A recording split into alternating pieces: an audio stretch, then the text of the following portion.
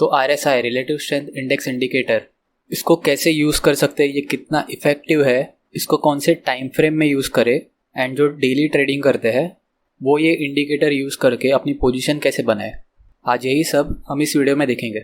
So hello everyone, this is Vaibhav and welcome back to candles to trade. तो यह है bank Nifty का chart 30 minutes time frame में। तो पहले हम RSI इंडिकेटर अप्लाई कैसे करते हैं, ये चार्ट में लगाते कैसे है, ये हम देखेंगे। तो आप पहले इंडिकेटर सेक्शन में आओ और RSI टाइप करो, तो आपको रिलेटिव स्ट्रेंथ इंडेक्स ये दिखेगा, उसके नीचे RSI स्ट्रैटेजी दिखेगा, वो हमें सिलेक्ट नहीं करना है। जो रिलेटिव स्ट्रेंथ इंडेक्स लिखा है उस पर क्लिक करना है एंड ये कैंसिल करना है। तो यहाँ पे चार्ट्स के नीचे ये जो लाइन बने हुए हैं ये है RSI इंडिकेटर।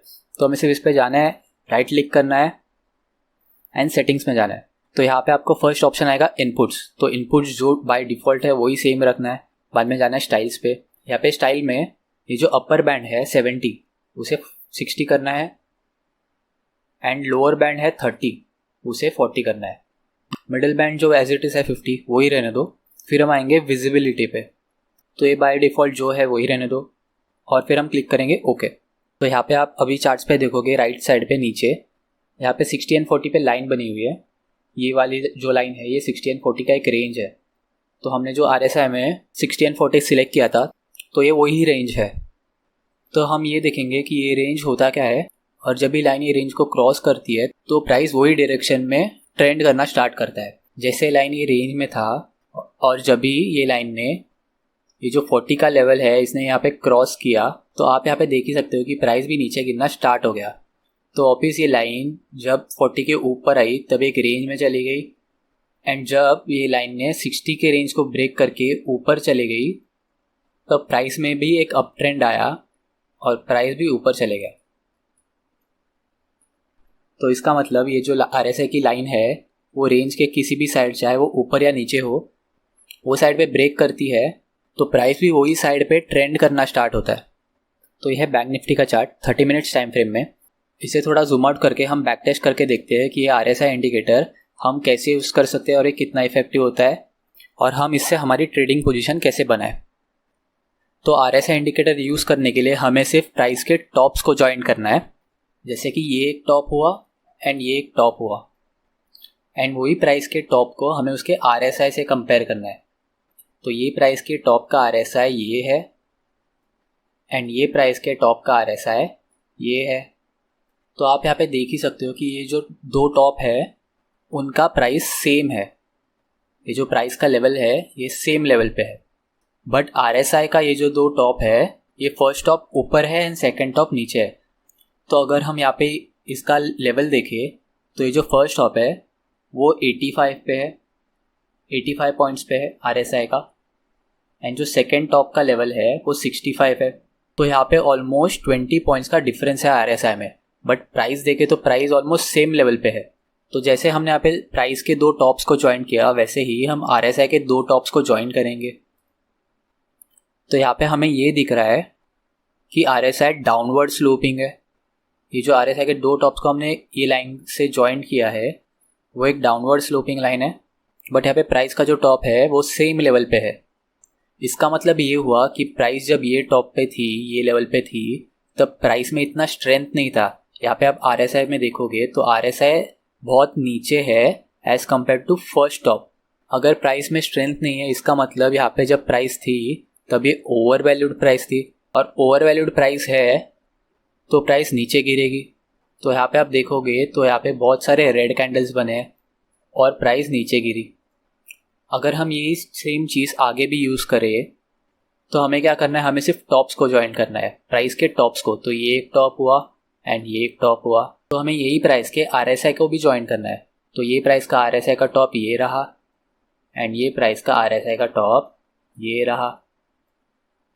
तो हम क्या करेंगे, अभी हम सिर्फ एक लाइन से दोनों टॉप्स को ज्वाइन करेंगे। तो ये था फर्स्ट टॉप एंड ये RSI का टॉप।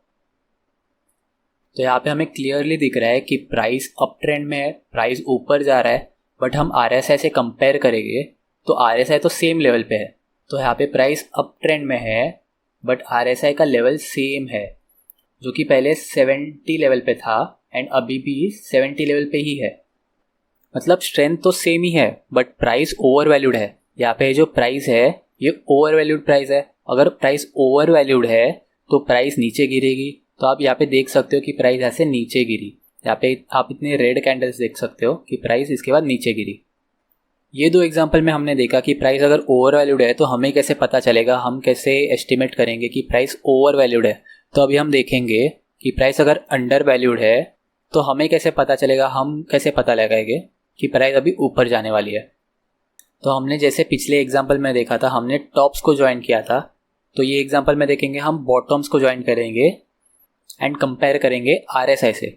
तो यहाँ पे एक फर्स्ट बॉटम है ये एंड ये सेकेंड बॉटम है। तो हम यही बॉटम के RSI को देखेंगे कि RSI किधर है। तो ये है ये बॉटम का RSI एंड ये है सेकेंड बॉटम का RSI। इसके बाद हम सिर्फ ये बॉटम्स को एक लाइन के थ्रू ज्वाइन करेंगे। तो ये फर्स्ट बॉटम से सेकेंड बॉटम को एक लाइन के थ्रू ज्वाइन करेंगे। वैसे ही हम RSI के फर्स्ट बॉटम को RSI के सेकेंड बॉटम तक ज्वाइन करेंगे। तो अभी हमें यहाँ पे ये दिख रहा है कि ये जो प्राइस का बॉटम है वो डाउन ट्रेंड पे चल रहा है। यहाँ पे प्राइस डाउन ट्रेंड पे चल रही है बट RSI अप ट्रेंड में जा रहा है। स्ट्रेंथ बढ़ते जा रही है बट प्राइस गिरते जा रही है। इसका मतलब स्ट्रेंथ ज़्यादा है बट प्राइस गिर रही है। मतलब प्राइस जब ये लेवल पे है, ये लेवल पे थी, तब ये अंडर वैल्यूड प्राइस थी। अगर प्राइस अंडर वैल्यूड है तो बायर्स यहाँ पे बाय करना स्टार्ट करेंगे और प्राइस को ऊपर ले जाएंगे। तो यहाँ पे आप देख सकते हो कि प्राइस कैसे ऊपर चली गई। तो हम आगे बढ़ते हैं और एक और एग्जांपल देख लेते हैं। तो यहाँ पे भी हमारा फर्स्ट स्टेप रहेगा कि हमें टॉप्स ढूंढने हैं। तो ये रहा फर्स्ट टॉप एंड ये रहा सेकेंड टॉप एंड ये प्राइस का RSI ये है। सेकेंड टॉप का RSI ये है। तो हमारा अभी सेकेंड स्टेप क्या होगा, टॉप्स को सिर्फ ज्वाइन करना है। तो ये फर्स्ट टॉप एंड ये सेकेंड टॉप और RSI के टॉप्स को भी ज्वाइन करना है। तो ये फर्स्ट टॉप को ज्वाइन करेंगे हम सेकेंड टॉप से। तो यहाँ पे देख के ही समझ रहा है कि ये जो प्राइस की लाइन है वो थोड़ी सी अप ट्रेंड पे है और ये जो RSI की लाइन है ये थोड़ी डाउन ट्रेंड में है। अगर हम RSI के पॉइंट्स को कंपेयर करें तो ये फर्स्ट टॉप का RSI का पॉइंट्स कुछ 80 पॉइंट्स पे है एंड सेकेंड टॉप के RSI का पॉइंट कुछ 64-65 पॉइंट्स पे है। मतलब RSI 15 पॉइंट से नीचे है। अगर RSI 15 पॉइंट से नीचे है इसका मतलब यही है कि प्राइस जब ये लेवल पे था तब ये प्राइस ओवर वैल्यूड है। तो यहाँ पे सेलर्स आएंगे और प्राइस को नीचे लेके जाएंगे। तो इसीलिए हमें यहाँ पे रेड कैंडल्स दिख रहे हैं क्योंकि यहाँ पे सेलर्स ने एंट्री की है। तो यही होता है RSI इंडिकेटर। इसे हम ऐसे यूज़ कर सकते हैं। हमें सिर्फ ये इंडिकेटर यूज़ करने के लिए प्राइस के टॉप्स को ज्वाइन करना है और वही प्राइस के RSI के टॉप्स को ज्वाइन करके दोनों को कंपेयर करना है। कंपेयर करके हमें ये पता चलेगा कि प्राइस ओवर वैल्यूड है कि प्राइस अंडर वैल्यूड है। अगर प्राइस ओवर वैल्यूड है तो वहाँ पे सेलर्स आएंगे और प्राइस को नीचे लेके जाएंगे। बट अगर प्राइस अंडर वैल्यूड है तो वहाँ पे बायर्स आएंगे और प्राइस को ऊपर लेके जाएंगे। तो आपको यहाँ पे दो चीज़ ध्यान रखनी है। पहली तो ये है कि आप RSI इंडिकेटर बड़े टाइम फ्रेम में नहीं यूज़ कर रहे। अगर आप 1 डे टाइम फ्रेम लगा रहे हो तो आप आज के प्राइस को 20 दिन पहले के प्राइस से कंपेयर कर रहे हो तो वो स्ट्रेंथ जस्टिफाइबल नहीं है क्योंकि वो प्राइस की स्ट्रेंथ चेंज हो जाएगी। तो वो जस्टिफाइबल नहीं है। एंड दूसरी चीज़ कि ये सिर्फ एक इंडिकेटर है, ये आपको सिर्फ एक कंफर्मेशन देगा। आपको सिर्फ यही इंडिकेटर यूज़ करके ट्रेड नहीं लेना है, अपनी पोजीशन नहीं बनानी है।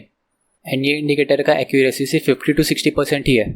जैसे फॉर एग्जांपल अगर कल मार्केट में अच्छी न्यूज़ आती है एंड मार्केट सेंटीमेंट्स भी अच्छे हैं तो मार्केट में न्यू बायर्स आएंगे और ये प्राइस को ऊपर लेके जाएंगे। तो यहाँ पे RSI डाउन ट्रेंड होने के बावजूद भी प्राइस ऊपर चली जाएगी। इसीलिए ये इंडिकेटर आपको एक कॉम्बिनेशन में यूज़ करना पड़ेगा, कोई दूसरी स्ट्रैटेजी या फिर दूसरे इंडिकेटर के साथ यूज़ करना पड़ेगा। जैसे कि प्राइस एक्शन स्ट्रैटेजी हुई या फिर मूविंग एवरेज इंडिकेटर हुआ। जिन्हें प्राइस एक्शन स्ट्रैटेजी और मूविंग एवरेज इंडिकेटर नहीं पता उनके लिए मैंने 2 अलग से वीडियो बना चुका हूँ। ये वीडियो के एंड में मैं दोनों वीडियो के लिंक्स दे दूंगा। So that's it for this video. Thank you so much for watching.